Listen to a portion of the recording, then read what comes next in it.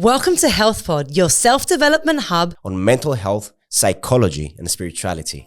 Animals become an extension of a family. Because there's many people out there, like they don't have families, but at the end of the day, they have a dog at home. And this is their family. Yeah. This is what I say to many of my clients. I say, you have one dog, get another dog. Is your dog an elderly dog? Just get another dog. It's really going to help you just to get up the next day, just to carry on. It's gonna heal you faster. Definitely having responsibility that another life depends on you. Yes, this is the most. You come out of the box in your head and you start again serving and really becoming true to your calling. And what is fascinating me is the symbiotic relationship that humans have with animals.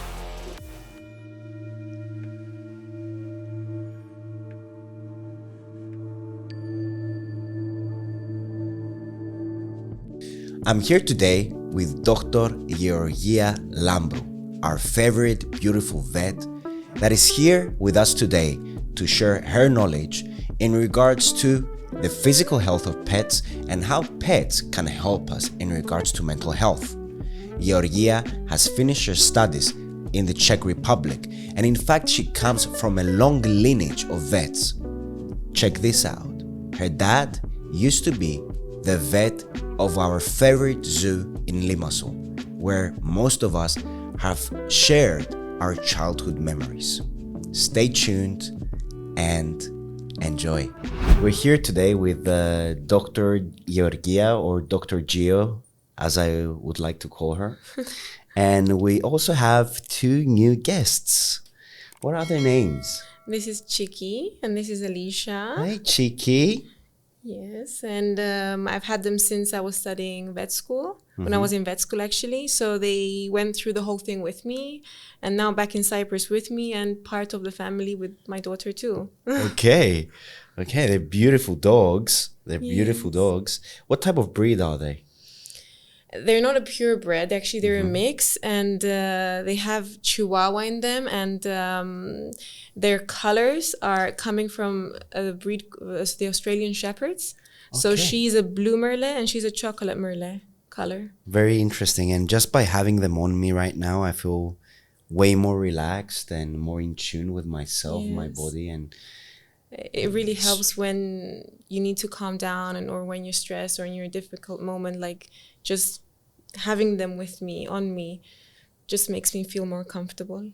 Do you find that people that have pets, and I would say particularly dogs, are more kind or more loving or more relaxed? I really believe myself personally that people who care for animals and show affection, they are also people who really care about people. I really strongly believe that, because I've seen people who don't like, let's say they don't like animals and they don't want to come close to them, and I've seen how they are also as a people person. I really believe that actually that people that have a connection with animals are actually true people with feelings. It's my opinion. I completely understand, because if you feel connected to nature, you can also feel connected to something bigger, greater. So you understand in a way this collective consciousness that exists in the world. And if you can show compassion and love in an organism that is not a human, cannot speak, then you can also maybe empathize with a human, or try and empathize sometimes, because it's not always easy. Now, Georgia, what has led you to become a vet? What has led me? For sure, a big part of it is family. My dad being a veterinarian, my mom being a groomer, a dog groomer, living this life on a daily basis, growing up in this lifestyle, and just living around all these kind of animals, because we didn't only have dogs and cats as children, we also had ponies and chickens. We had like a little farm. So for us to wake up every morning and have to be responsible for these animals made me feel that I really want to have this responsibility in my hands, you know, and having the opportunity to raise little kittens, bottle feed them, and see them grow and eat by themselves later on, made me feel this kind of satisfaction that said, I think I really want to do this. I really want to make different animals healthier, better, and give them this comfort. So you kind of found your calling very you quickly can say through your that. childhood, right? Yes. You developed this love, and this love has driven you to be doing what you're doing today. For sure, yes. And you're doing it exceptionally. So tell me a little bit more about this journey of yours in your childhood. So you said that as a child, I used to look after other animals in our yard. So it taught you responsibility. Yes, I remember I really, really wanted to have a horse. And I think it was a bit crazy. My parents were like, no, you can't have a horse. It's a big responsibility and everything. And we had a friend that she actually gave me as a present a pony. So I got what I wanted. It was much smaller, of course, but it was something that I really wanted. And my parents were like, okay, this is your responsibility. Before you go to school in the morning, you have to wake up, go there, clean, feed, and take the full responsibility. So this is what I used to do. I used to wake up earlier. I used to go in the where we had the pony, yes, in the field. And then I used to sit and do everything I had to do. Amazing. Then go take a shower, get ready for school, and go to school. So this, for sure, is something it was very, very special for me. And not only that, I think I really liked also helping other. I like also helping other people, because we had also some children in the neighborhood, some kids in the neighborhood, and they really liked seeing these animals that we had. So they used to come over in the weekends, and we used to do things together, and I liked just being part of it all. Right. So it was also kind of a bonding excuse between people. And what I notice now, especially that I'm a parent, is that, and also when I had a dog, people used to stop to pet the dog, and it's an easy conversation starter between people. And now, okay, I have kids, and if other people have kids, then there is also an excuse. I think it's a good way to socialize. I mean, people, especially with social anxiety and all that, like it's a way to start a conversation and to get to know somebody. I think this is also something's going on right now with me as being a veterinarian. I don't just like connecting with animals, but I like connecting with the people. I like it when I have new customers or people that I've known for a long time, I know their story, every time they come. I have elderly people come in. I like to ask them about how they are, where they've been on holiday. And I remember everybody's story. And I like to just communicate with people and to have these little kind of friendships through work. Today's episode is sponsored by Happy Valley Pet Clinic. For those of you that have a pet and would like the best care possible, do not forget to check out the information of this clinic in the description below. What is the best way to go about adopting a pet? What is it for you? It's like we see many people, let's say, finding stray cats and taking them in, or having some cats in the neighborhood and they're feeding them. Yes. Do you see any problems in regards to that? You mean in just feeding them, or do you mean just in feeding them, in taking them in their home? They're stray cats. Do they carry any diseases? Regarding cats, especially, feral cats. Feral cats, yes. Okay, no, I think for sure that we need to help these feral cats for sure. I mean, there are the good things and the bad things. The good things is that in Cyprus we have so many cats for a specific reason. Yeah. The cats were brought into Cyprus to protect us from the pests like snakes, rats, and all these kind of pests. And the not the bad thing, but what we should really watch out before taking in a feral cat is the diseases that these cats have, because unfortunately these feral cats do spread a lot of diseases.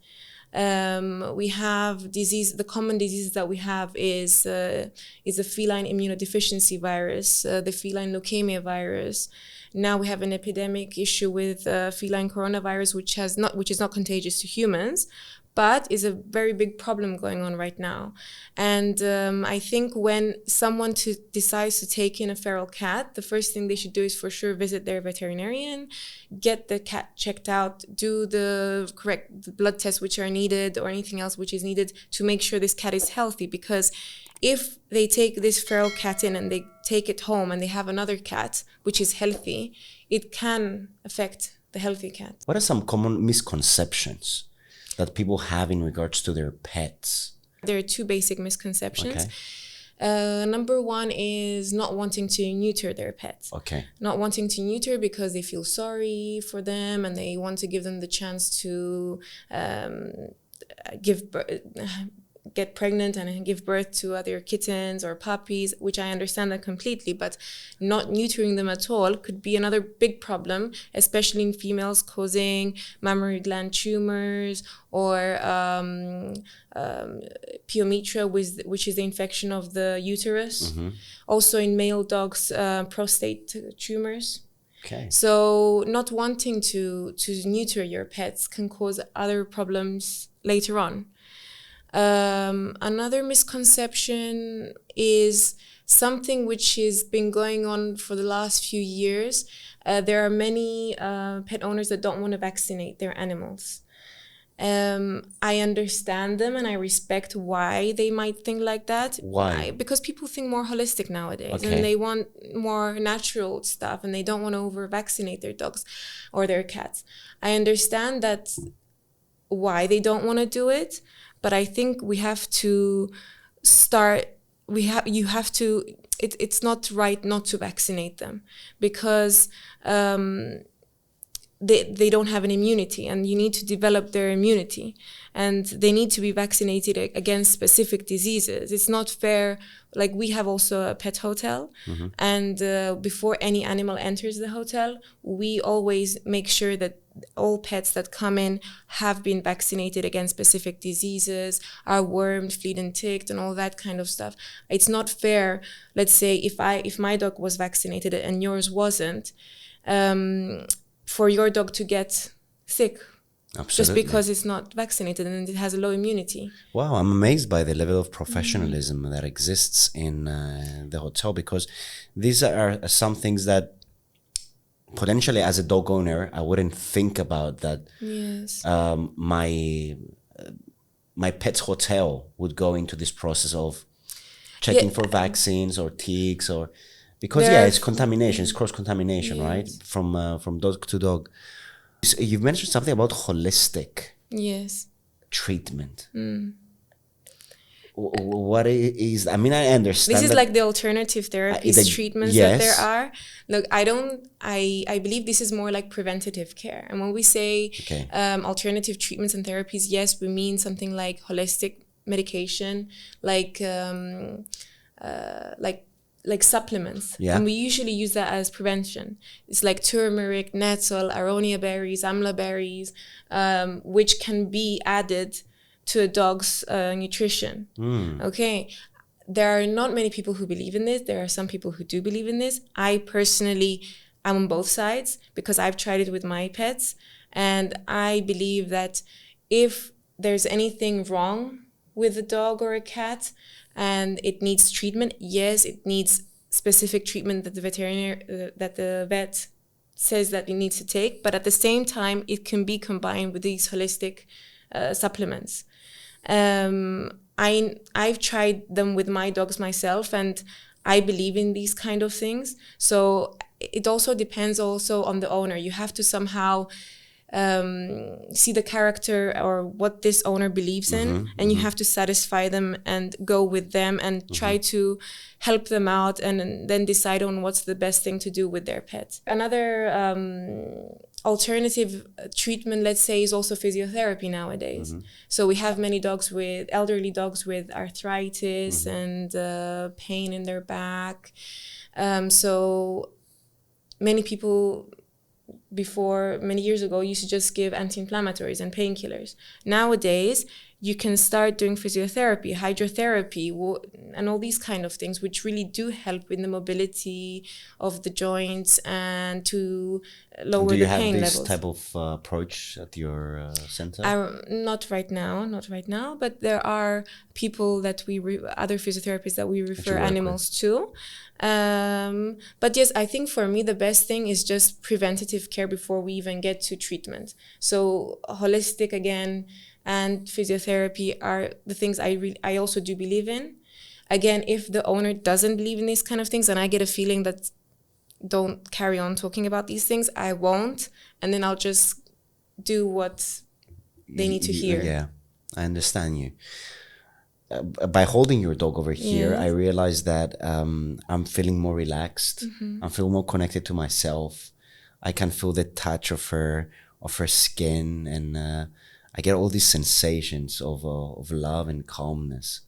And because I've read some studies that when you have animals or dogs, it reduces your blood pressure. And that's something very nice to know, that this give and take relationship that you have with your animals. What's your take on this? I also feel the same way that you say, like when I'm not well one day, or when when I'm just feeling down or too stressed or something. I also used to feel this when I was studying abroad. I went home, I was stressed out for my exams or something like this. I knew that my dogs were at home. I would just sit with them and cuddle them and just feel better in seconds. It's just for them being there, just by touching them and everything. It's proven that your levels of serotonin, dopamine, and oxytocin do rise, and this helps to also to lower they're the happy hormones, but it does lower the heart rate also and the blood pressure, cortisol levels. Yes. So you believe that your pets have played an integral role in your success, also for sure. academically, right? Yes, for sure. I mean, these especially Chicky and Alicia, they used to sleep with me, and it just made me feel sleep even better. I had better sleep at night. Yes. I think it's just, but you have to believe in it also. If you're an animal person, then you will feel these things. If you're not, and you're just some kind of person, if you put pressure on me, if I don't like animals and you put pressure on me, stroke her, or do something, you will not feel it. I think you need to just give the chance, for someone to get this feeling. Absolutely. In my studies, because I'm also been a big nature lover. I am a big nature lover. In fact, I've grown up with documentaries of Attenborough, and I'm still studying. And every now and then I get a National Geographic and I read about animals. And what is fascinating me is the symbiotic relationship that humans have with animals. We see the symbiotic relationship between the human and the dog, and that the gut microbiota of a dog and a human, it's more or less similar. And this has been proven from ancient times and shows the development, let's say, of this bond between a dog and a human. Obviously, they were hunting together, they were protectors, so humans needed them in their life. And something else that absolutely fascinated me is that studies have shown that humans that were raised in an environment where there were farms close by, like sheep farms or cattle farms, they had a better immune system than people that were completely away from any form of animals. I don't know the scientific explanation behind it. I can't see the scientific, but I actually personally believe it, because I grew up like this too, like running barefoot in the field, like falling down, having my dogs lick my face, and all these kind of things, sleeping with my dogs. And I think it does strengthen your immune system. Okay, I understand you have to be careful at a certain point, but I mean, growing up with animals and getting all these antibodies and everything for sure strengthens your immune system. Absolutely, because you're, at the end of the day, the more exposure you have on pathogens or bacteria, the better your immune system becomes. It's like you Yes. have an in-house vaccination system that is going to expose you to a variety of viruses or bacteria, in which if you take it in small doses, your organism can cope and then create certain antibodies, right? Except from this the immune system and everything, I think it's very important for many children to grow up like this. Like with my daughter now, of course I'm being careful with her because she comes to work with me some days, and we have different kind of animals there, and she wants to touch them all, and she wants to play with them, and she wants to hold them and everything. I give her this opportunity. I can't take it away from her because this will not make her feel she'll feel scared after, and she won't feel I don't know what's the right word to say, but Hesitant or avoidant. yes, but I want her to animals. decide for herself. And if I think that it's something dangerous, of course I will explain to her. And then she touches all these animals, and she goes into the farm, and then she goes and picks up with her hands the eggs from the chickens. I know they might at that time it's dirty, but she gets I wash her hands. You know, I'm not I am careful so with nice. her, you know, and she's so happy about it because she gets to experience all these kind of things. She goes with her little basket, and she goes and picks up the eggs and brings them. She goes and feeds the tortoises, and she likes to do these things. It gives her comfort, and I think it's something that that makes her who she is for the future. Now, you said tortoises here, and I've read that, I don't know if I've read correctly or if this is a myth, that on the shell of a tortoise, there's Salmonella virus. Yes, this is why I'm telling you that I watch my daughter, and I wash her hands whenever she touches these kind of animals. I'm also careful with this. It's true. So this is why whenever I have a tortoise come in at the clinic for that it needs something, I always wear gloves for this reason. But it doesn't mean that you'll get it, but I'm just being careful just not to catch anything like that. Yeah. Georgia, can you tell us a bit more? So you see a variety of animal behavior in your clinic. How can someone recognize whether or not a dog is aggressive? I will talk about myself right now and not about how can you see if a dog is aggressive. Okay, for sure you can realize if a dog is showing his teeth or is growling or is taking a step back and is looking at you, you know, and you can see there's specific animal behaviors where you can see these kind of things. But personally, sometimes they won't show you these things. Sometimes they're a bit let's say it's a bit tricky. Sometimes they're scared and they're not aggressive, so they might try to go for you just because they're scared. Okay. So we're not saying they're aggressive at this point, but I personally, I'm not saying that I have this thing, but I feel that I have a connection with animals because I grew up with them, and I feel that I can handle cats and dogs in my own way. Like I wouldn't want to sedate a cat just to take a blood sample. I know when I see a cat or a dog, I will tell my veterinarians, look, this dog doesn't need a lot of handling. Just hold it gently. Okay, he doesn't like it, because if you do it, you won't get what you want. And I have this feeling when I see the animals, when I touch them, you know, I can see this cat is scared. Okay, just keep her in the box and we'll do this and this and that. I want to keep them in their comfort zone at the same time. And I don't want to put pressure on them. And I think the clients like this at the same time because they see that you understand their pet, and it's very important for them. So for me, like, I'm not saying that other people don't have this feeling, but I personally feel that I have this feeling and I have a good connection with animals. Like, I know when they will be in pain. I know when I'm examining them, if this animal is okay to be examined in this pace, and when this animal needs to be examined in a much slower pace, and give them breaks and give them time and just wait for the right time to do what you need to do. So through your experience, you've learned whether or not an animal is going to be aggressive, and you're trying to keep them in their comfort zone. So something in regards to your personal take on the dog owners that you see at your clinic, do you find that people choose pets or dogs that look like them? Do you find that dogs, because sometimes I see people in the street and I see their dogs and I see them and I'm like, oh my God, they look alike. No, I don't know if they picked them or if it just happened, but I have also seen a lot of owners that look like their dog. And it's kind of funny because I don't know how that can happen, but there's not many, but I've seen a lot of people that look like their owner, a lot of dogs that look like their owners, you know. It was funny actually. My dad had a client a long time ago, and the dog was a Pekingese, and I don't know, the woman looked like she had the same like it was but it's nice, you know. It's like they're connecting or something. But yes, there are some. Or you see big bodybuilders with bull mastiffs, you know, and they're walking around, and it's like the same thing. But I don't think that. I think it's just coincidence. They get picked like that, and they look alike.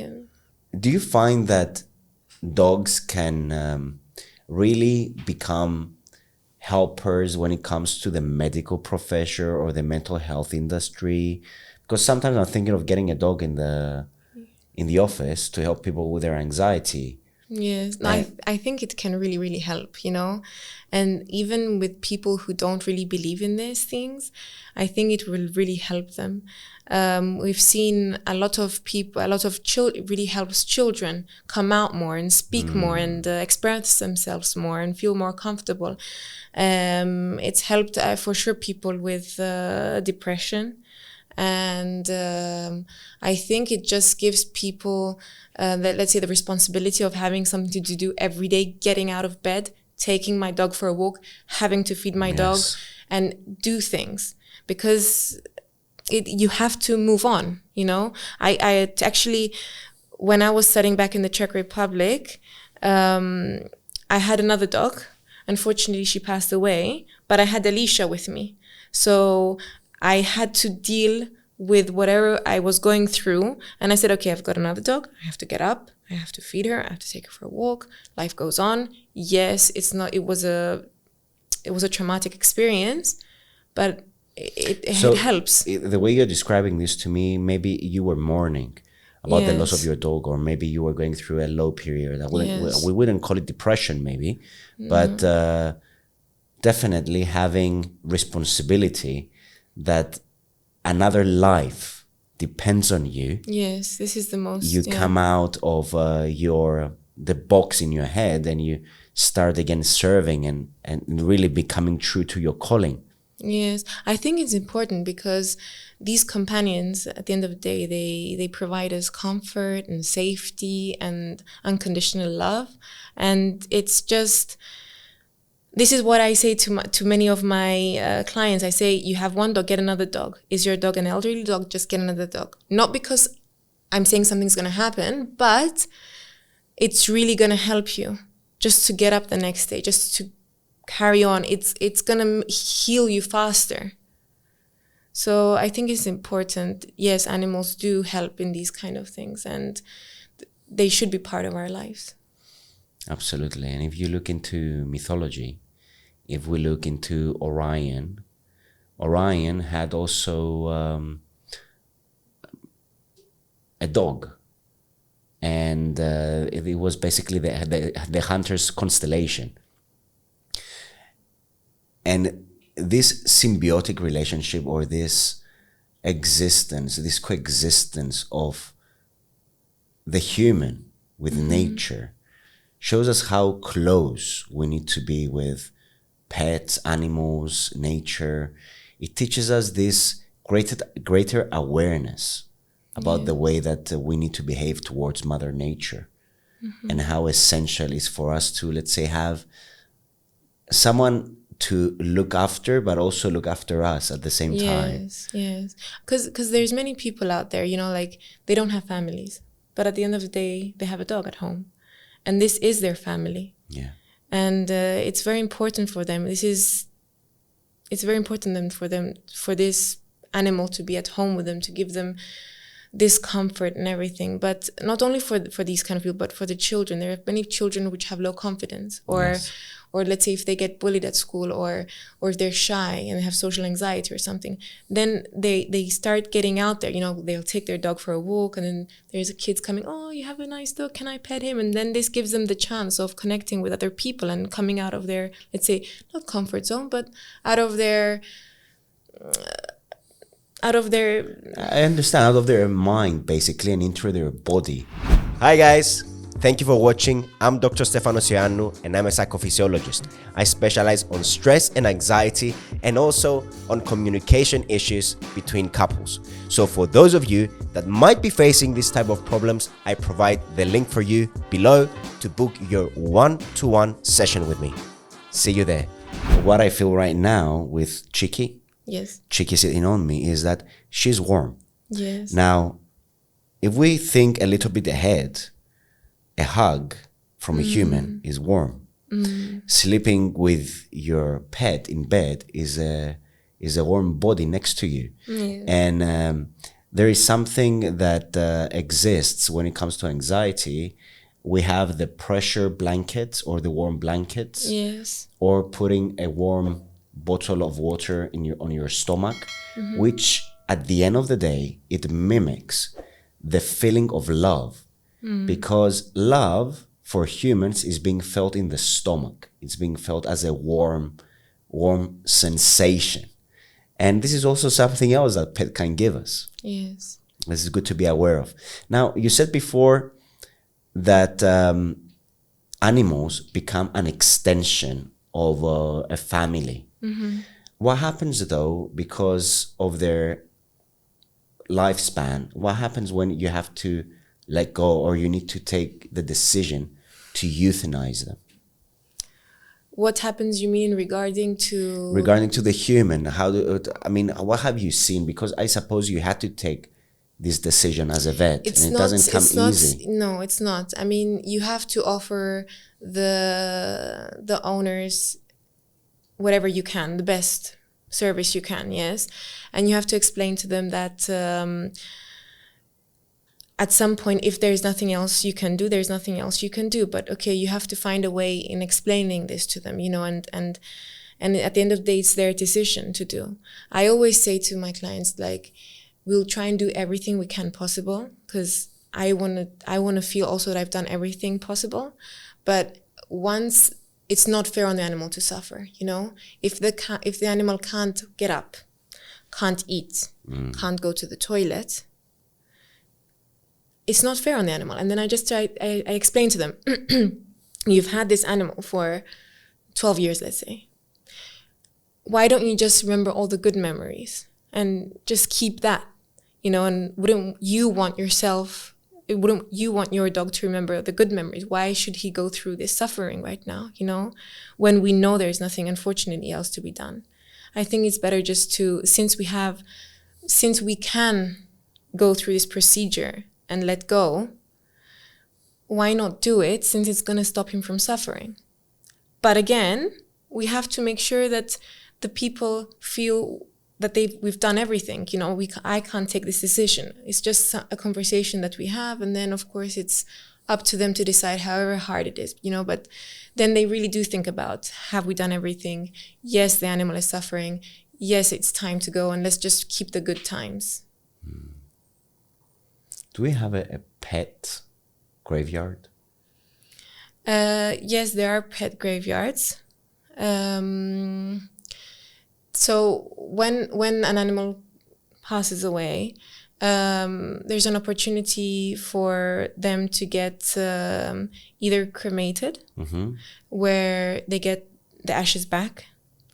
And there's a lot of people that do this nowadays, and it's very heartwarming, like just to have them back with them. Then either they get cremated and they don't get them back, or they take them home and bury them, or they take them to specific graveyards which are qualified and can bury them there. Okay. Yeah. Very, very, very interesting discussion. Yeah. And what comes now into my mind is that through our animals, we also become more responsible. We get more connected to ourselves, to nature. we realize that there is an extension for us, and sometimes pets are the connecting link between, because they carry some form of consciousness and emotions, is the connecting link between us humans and nature, because they will respond to us. They will respond to touch, to feeding, to emotions. And this is something magical. I think a person that doesn't have a pet or never had a pet in their life, they're missing out. They are, and actually there are a lot of people which haven't lived with animals since in their childhood or their early 20s, 30s, and then they have children, sorry, and their children decide that they want to have a puppy or a kitten. So the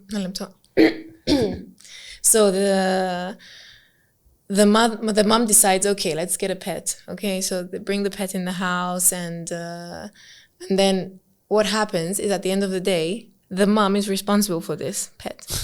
So out of nowhere, this mom gets attached and to this pet, where she wouldn't expect that there would be this kind of relationship between them.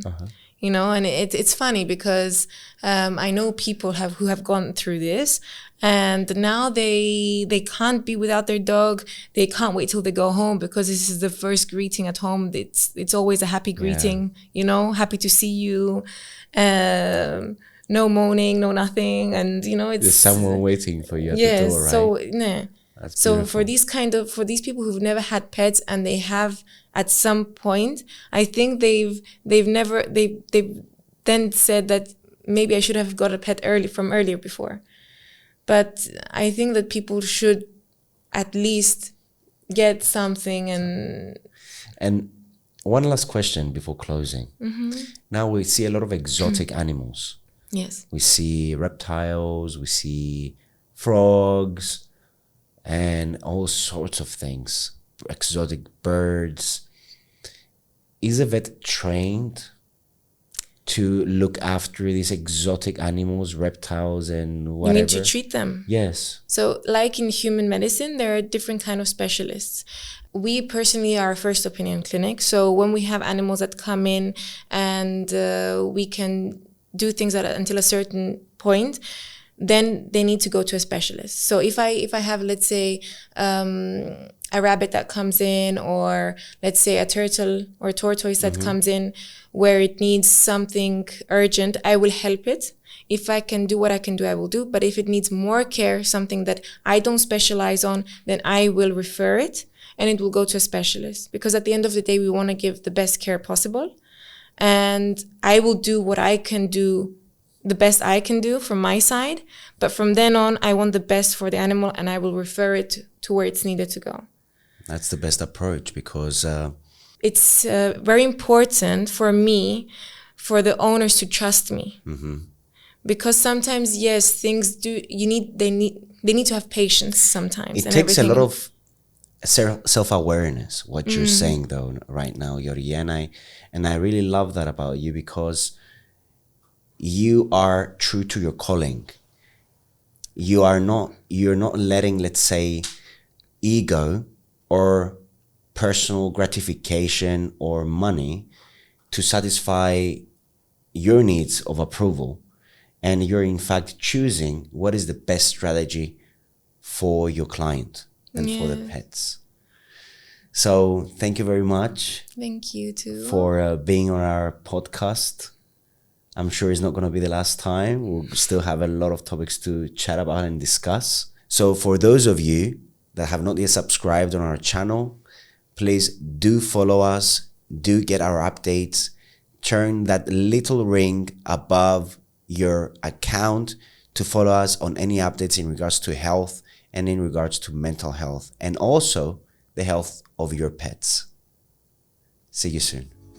Thank you so much for watching this episode. It's been an absolute pleasure filming it for you guys. If you like the work that we are putting out into the world, please make sure you like this video and you subscribe to our channel. It really helps the work that we do. And if you would like to follow our journey on our IG account, as well as learn more about our services, we provide everything for you in the description below. Thanks for watching.